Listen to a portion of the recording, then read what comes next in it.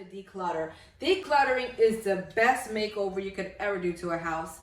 Hello and welcome to my channel. I'm Celeste with Boarded Up. If you're new to my channel and you're interested in some content on do-it-yourself tutorials on home accents, wood signs, and stove covers, just hit that subscribe button, smash that bell so that you don't miss a video or any upcoming tutorials.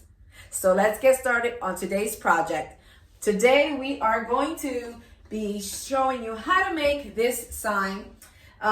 It's actually a sign that I had made previously, and I wasn't too happy with the outcome because of the way I lined up my font, which is some of the things that you'll run into if you see that when you're making signs and don't line them up correctly, you're gonna run into those issues. So instead of getting rid of the project, I just simply flipped it around and made something out of it. So let's get started. I'm going to use it's Farmhouse White from the Home Depot.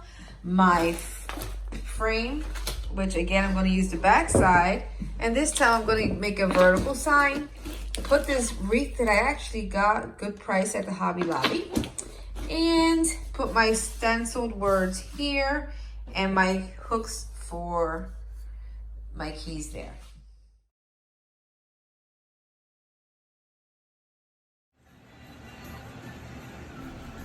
For this font, I used a font that's called Nostalgia, and it's very scripty, which makes it pretty difficult when you need to weed out the vinyl to put it on the canvas. The trick is just to take your time. I'm using a cheap little brush that I got from the Home Depot. It's synthetic fiber, and I'm just using a chalk paint going along with the grain of the wood. But at my point, I like mine with texture, so you'll see me changing the direction of my paint. As long as you're going in long strokes, you'll get a nice end product.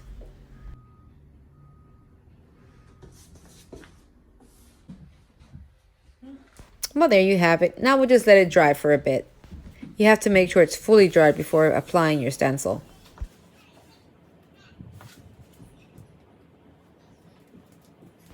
If you see me pulling apart my stencil at the beginning, never pull your stencil vinyl up in the air. Always put it on a flat surface, one hand to hold the other paper down and the other hand to pull your vinyl up.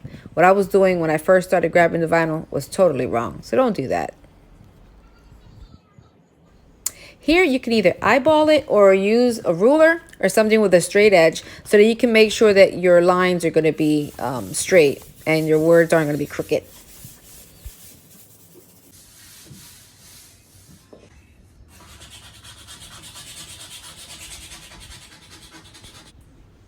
Now that the vinyl is down, I'm just going to pull it off, making sure that I don't rip it off.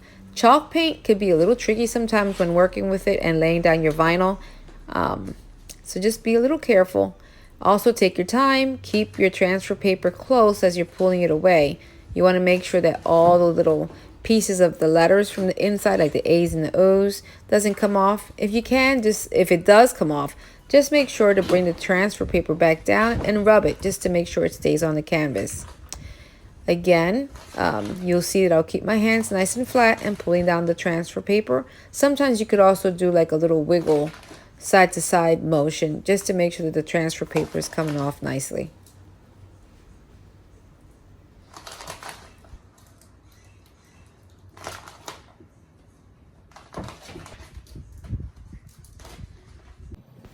And here goes the little Mod Podge trick. People usually put either Mod Podge down first before they put the desired color that they're going to make their painting with. And it's always give or take for me. Sometimes I think I'm a little too heavy with the Mod Podge. And when I pull my vinyl up, it always looks like I have a piece of vinyl, in fact. Because if you put too much of the vinyl, if you put too much of the Mod Podge and paint on top of it, when you pull your vinyl off, you might pull off some of that lettering. So you got to be careful. Make sure that when you do the Mod Podge, you don't slop it on like I'm doing. Actually, I was pretty surprised because if you look at how much I'm using, the font was fine on the canvas. Now that I'm pulling it away, I have to be really careful to not pull off some of the letters that needs to stay on the canvas. So it can get a little tricky, especially if you're using anything that's script with the fine lines. I'm really happy with how this turned out. So I put my hooks on, I put my wreath on top. I used these hooks that I got from the hardware store to put my wreath on, and I also put the hooks in the bottom so that the keys can hang off of it. This was a great success. Thank you for watching. I'll see you next time on Board It Up.